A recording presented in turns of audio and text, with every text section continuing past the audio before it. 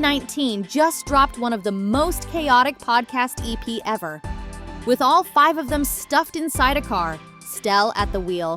And yes, they drove straight to the McDo drive-thru. Yung ipakita mga McDonald's skills mo. Di ba, nag-work ka sa McDo? Good morning! Welcome to McDonald's! Good morning po! Oh my God, that's Juliet! Hindi ako to. Hindi siya yan. Ano hindi siya yan? Nakakonect yung ano nila eh. Nasa likod sila eh. Picture po. Ayaw niyo pong unahin yung order namin. Sige, picture muna, picture. Kaya lang hindi sila kita, okay lang? Sige po.